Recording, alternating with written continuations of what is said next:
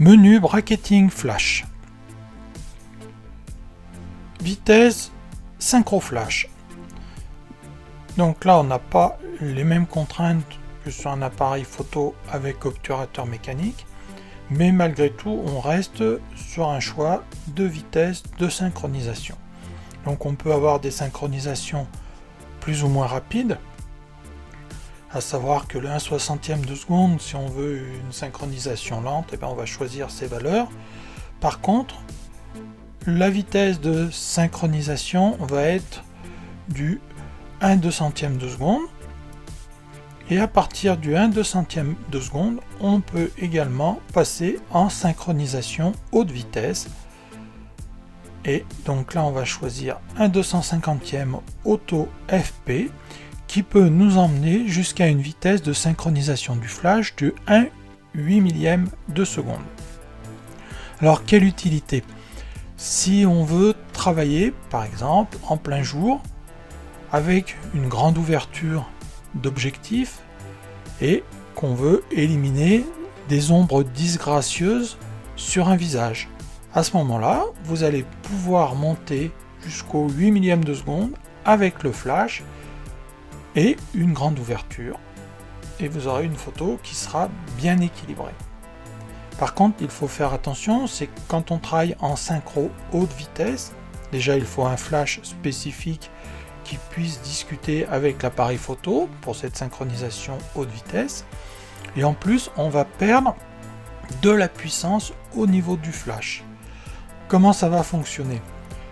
Normalement, le flash va envoyer son éclair en synchro normal à partir du moment où la totalité du capteur est exposée.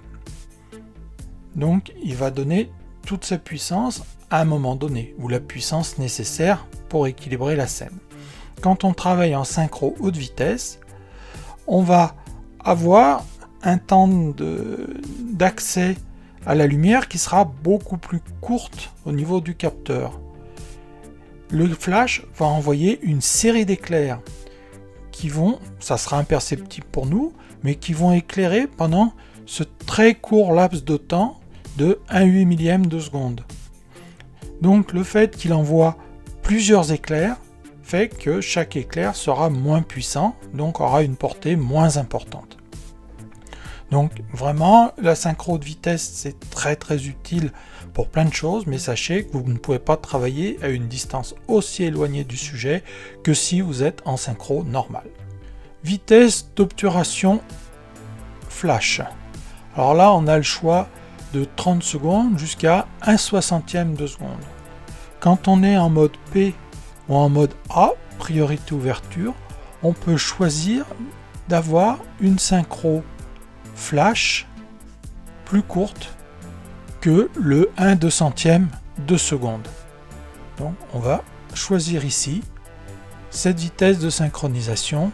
Par exemple, si on veut synchro sur le deuxième rideau, etc., on peut choisir des vitesses de synchronisation plus lentes que ce qu'on aurait choisi normalement et les forcer.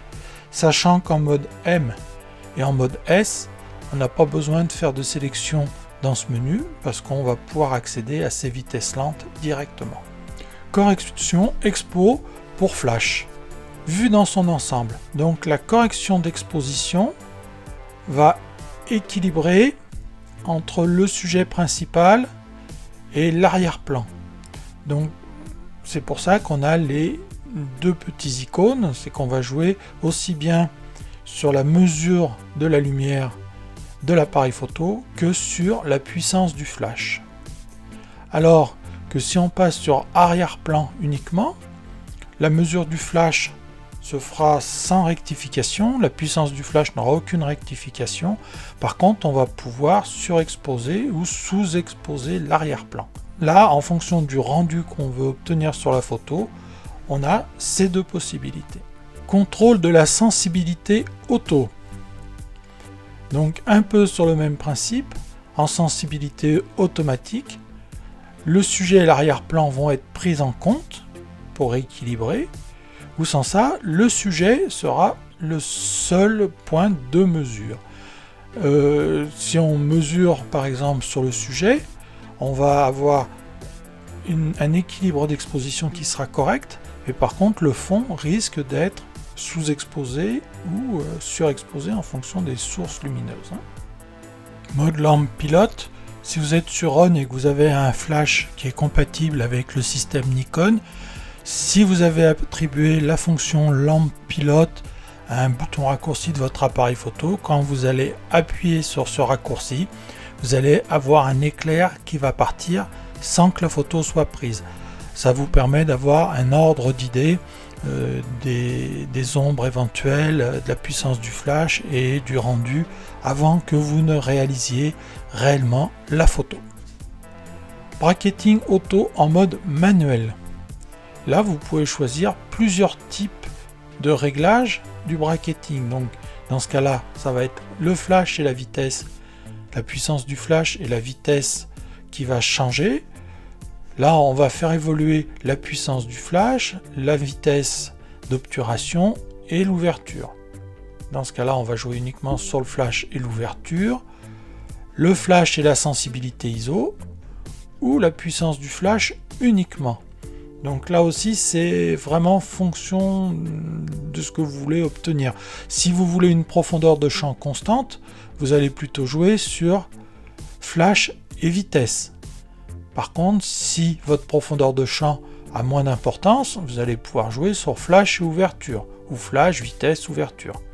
Par contre, si vous ne voulez pas que l'ouverture et la vitesse changent, à ce moment-là, vous allez pouvoir choisir flash sensibilité. Je vous rappelle, c'est bien pour bracketing automatique en mode manuel. Sens du bracketing. Donc là, vous allez avoir la première photo qui sera exposée normalement, l'autre série de photos qui sera sous-exposée et la fin de la série qui sera surexposée.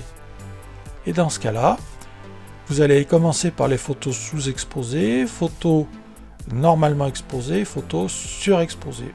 Personnellement, je préfère ce mode de visualisation. Priorité en mode rafale flash. Priorité cadence de prise de vue. L'appareil photo va mesurer le premier éclair de flash et puis après, si vous faites une rafale, la puissance du flash ne changera pas. Elle ne sera pas remesurée entre chaque photo. Par contre, si vous choisissez priorité au réglage précis du flash, là, à chaque photo, le flash va remesurer son intensité de façon à avoir une exposition correcte. Mais votre cadence sera forcément dégradée. Voilà pour ce bracketing flash. Prochain tuto, ça sera avec les commandes. Merci, à plus tard.